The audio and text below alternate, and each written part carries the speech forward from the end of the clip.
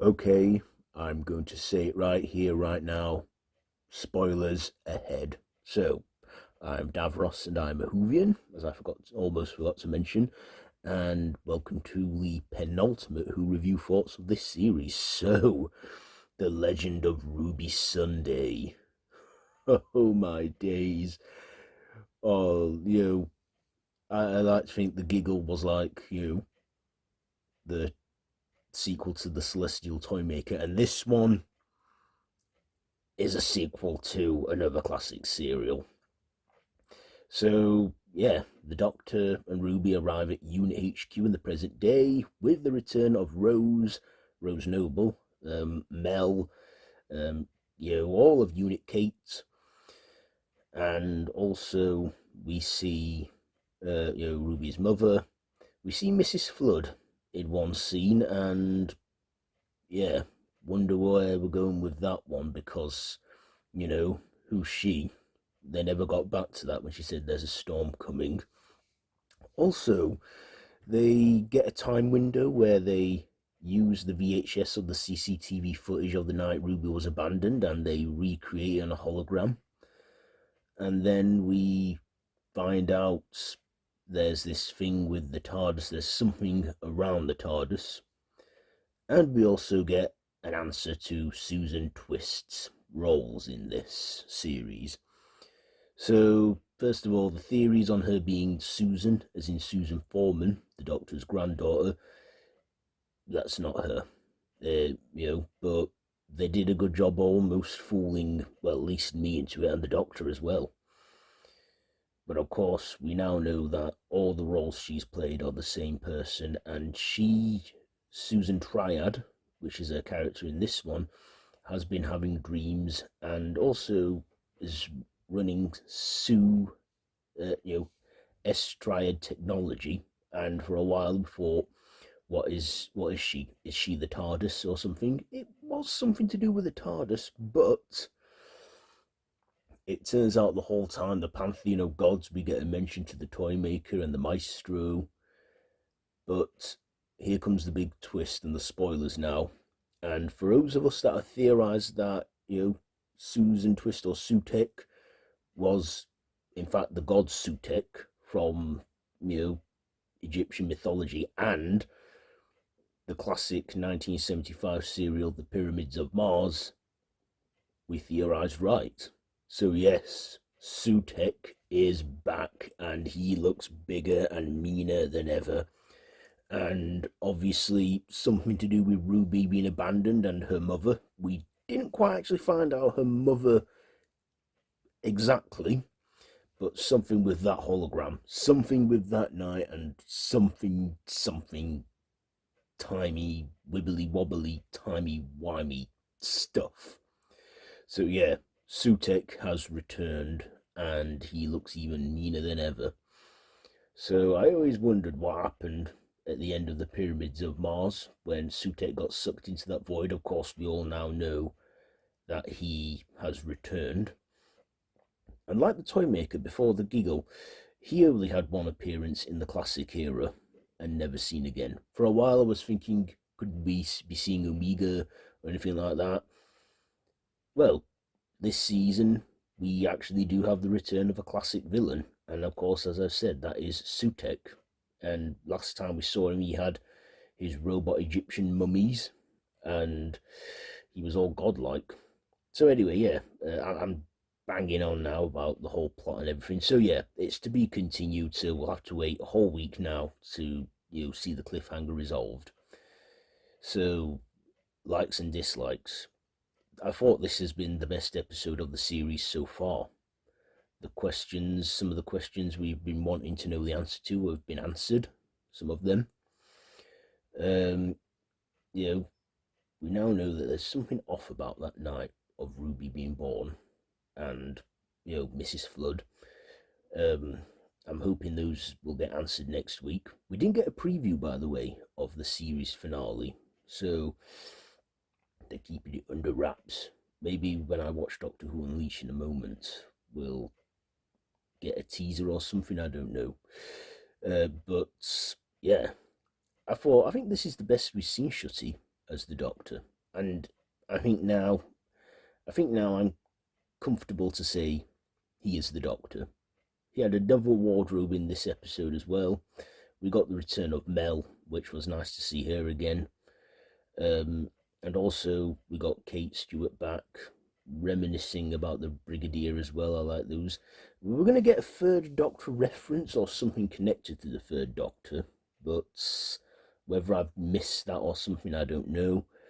Maybe I'll have to give it another watch, but yes. Yeah. And also the Doctor working out the anagram, that it was the wrong anagram. You know, you should have been looking at Susan as in Sue and Triad Tech, the Tech, Sutek. So yeah, Sutek, of course, is back in CGI. He controls people as his like minions. So yeah, we see Sutek back in the game, and yeah, I mean, I was overexcited, but I sussed it out just before the big reveal. I think we all did when it was revealed to be Sutek. So yeah, I'm glad we get a classic foe for the finale back. Not the Daleks, even though the Daleks, I think, are due a break. I still would like to see an on-screen adventure with Ncuti Gatwa's Doctor and the Daleks, even the Cybermen, and the Master. But for now, yeah, Sutek is back, and he is bad news. Pantheon of the Gods. Maybe this will tie all the loose ends to the whole like story things, like the goblins and the fourth wall breaks and the singing. What if Sutek has been operating this whole time and has been, I don't know, enjoying the adventures like us and seeing it as a TV show, and he's been controlling that warp of reality. He's obviously been going through time and space. But yeah, I imagine we're going to get those answers in next week's finale. So yeah, it's a bummer that we got to wait a week, but that's Doctor Who for you. So yeah, I'm eager to see what's going to happen. This cliffhanger has actually made me, yeah, I can't wait for the next episode. I can't wait to see Sutek back in action and we see him full force. So yeah. So I thought this was a good penultimate episode. The penultimate episode, I feel, is sometimes a bit better than the finale because the penultimate episode reveals all and shows all and that. And then in the finale, we see the Doctor combat them. So, yeah, a whole week now. I just hope it doesn't feel like a long one, to watch this finale. I've got to say, having it becoming available from midnight on iPlayer in UK time, I feel has been the best, most convenient way of watching it ever because it just has. Let me know. Do you think this has been the best way to watch the show? I think it has. Also, around the world at the same time, it drops on Disney Plus outside the UK. So, yeah, The Legend of Ruby Sunday. I thought it had some good visual effects in there. I mean, some that you can tell CGI. But I thought everyone was at their best with their performances and stuff. Ruby's mother, there. I just feel that she was just there. So yeah, good writing this week, and I thoroughly enjoyed it. So yeah, I think I've said all I need to say. Let's get on to my ratings for this. So performances, I'll give them a 9.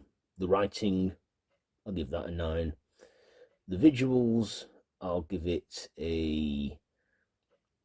visuals an 8, and my personal, I'm giving it an 8.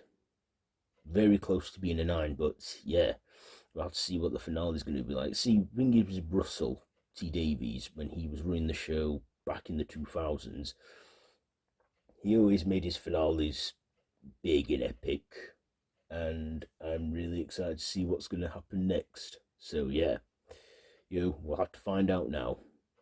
A week, the long way around. But you know what I mean. Anyway, yeah. I think I've said all I need to say.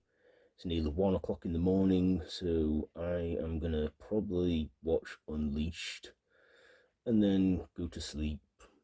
And then, because it's a Saturday tomorrow, no work or anything. So, yeah, that's it for this week's Who Review Thoughts and the penultimate one of this series. I'll be back this week with my usual videos, and then, of course, my whole final Who Review Thoughts of Season 1, or Series 14, or Season 40.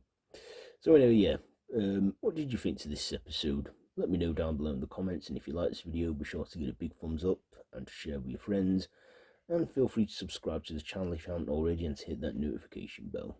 I've been Davros the Whovian, and this has been a Who Review Thoughts.